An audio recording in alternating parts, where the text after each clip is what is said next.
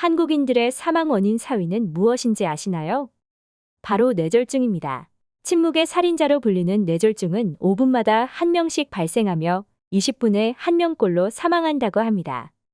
생명을 건지더라도 이들 중 40에서 60%는 발음, 보행, 운동 능력 등의 후유증을 겪으며 우울증과 같은 정신적 문제도 겪니다. 심혈관 질환인 당뇨, 고지혈증, 고혈압, 심장병, 비만, 흡연, 운동 부족, 우울증, 스트레스 등은 뇌졸중 위험을 높이는 원인이 된다는데요. 뇌졸중은 뇌 일부분에 혈관이 막히거나 터져서 생기는 질병으로 증상이 나타난 뒤 치료 가능한 시간이 굉장히 짧습니다. 바로 즉시 대처하지 않으면 혈관성 치매나 중풍 등 심각한 후유증을 남길 가능성이 크므로 뇌졸중의 전조 증상을 미리 파악하고 대처하는 것은 매우 중요합니다. 오늘 이번 시간에는 뇌졸중의 전조 증상을 알아보고 뇌졸중 발생 시 적절한 대처 방법에 대해 알려드리겠습니다. 뇌졸중의 전조 증상, 첫 번째는 한쪽 팔다리의 마비, 즉 편측 마비입니다. 이는 전체 뇌졸중 환자의 80에서 85%에서 나타나는 대표적인 증상인데요. 일반인들은 대부분 마비라고 하면 저려서 움직이지 못하는 감각이 떨어지는 증상을 떠올리지만 뇌졸중에서 말하는 편측 마비는 조금 다릅니다. 이 증상은 한쪽 팔다리에 힘이 들어가지 않는 것을 이야기하는데 설거지를 하다가 그릇을 떨어뜨리는 등의 일상적인 생활에서도 힘이 빠지거나 컵에 물을 마시다가 약간 어지럼증도 생기면서 손에서 힘이 빠져 떨어뜨리는 경우가 일반적인 예시입니다. 또 똑바로 서 있었는데 다리에 힘이 점점 빠지면서 몸이 옆으로 기울어지거나 결국 넘어져 걸을 수 없는 증상을 나타내기도 합니다. 이러한 동작이 되지 않는 것을 편측 마비라고 부릅니다. 뇌졸중의 전조 증상, 두 번째는 기억 상실입니다. 어떤 때는 일상에서 특정 시간 동안의 기억이 사라지는 증상을 보일 수 있습니다.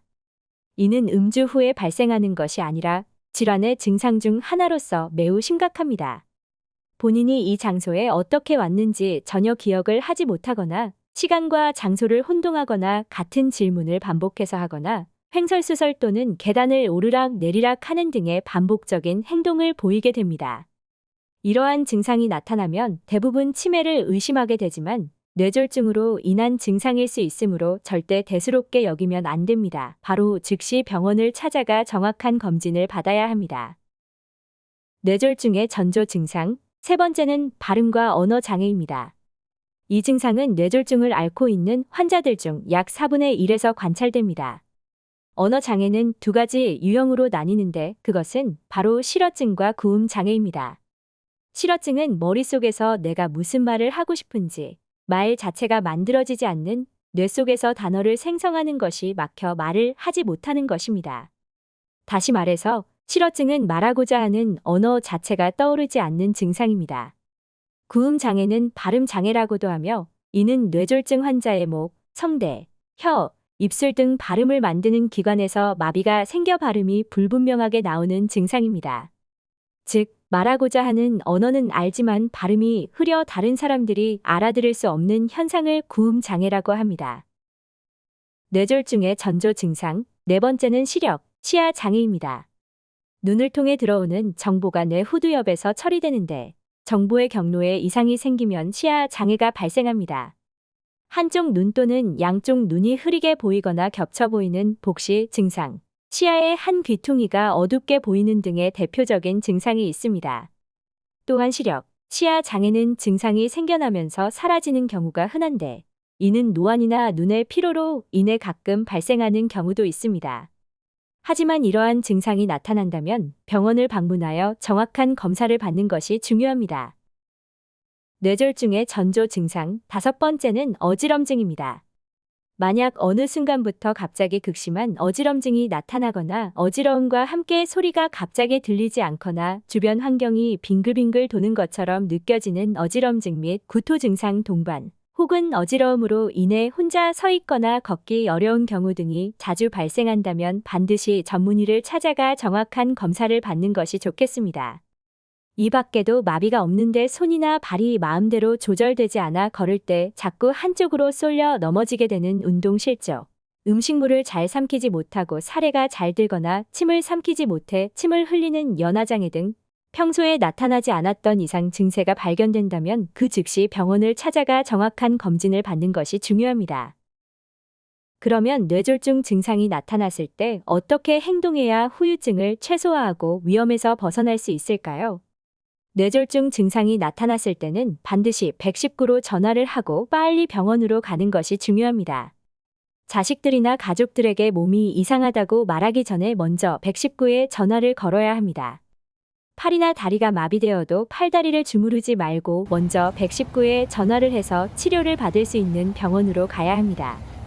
우황청심환을 먹거나 하룻밤 자면 좀 나아지지 않을까 하는 생각은 절대 금물입니다. 뇌졸중은 심각한 응급 상황이기 때문에 최대한 빨리 대처해야 합니다. 우리나라에서는 119가 가장 빠른 뇌졸중 대처 방법입니다. 반대로 하면 안 되는 행동도 있습니다. 예전에는 뇌졸중 골든타임, 즉 병원 도착까지의 시간이 증상 발생 후 3시간에서 4시간 정도라고 말했었습니다. 그러나 뇌졸중 증상이 있는 환자분들이 병원에 가면 입원한다는 생각으로 샤워하고 짐을 다 챙겨 천천히 병원에 오시는 경우가 종종 있습니다. 3시간만 넘으면 되지 않냐고 생각하시는데 결코 안 됩니다. 골든타임에는 여유가 없습니다. 분, 초 단위로 뇌세포는 계속 죽어나가고 있기 때문이죠. 또한 혈관을 뚫는 응급처치는 초반에만 가능합니다. 그러니 기다리지 말고 일단 119를 불러서 빨리 병원에 가셔야 한다는 점 잊지 마시기 바랍니다. 오늘은 뇌졸중의 전조 증상을 알아보고 뇌졸중 발생 시 적절한 대처 방법에 대하여 알아보았습니다. 오늘 영상이 도움이 되셨다면 좋아요, 구독, 알림 설정 부탁드립니다. 다음에도 유익한 영상으로 찾아뵙겠습니다. 감사합니다.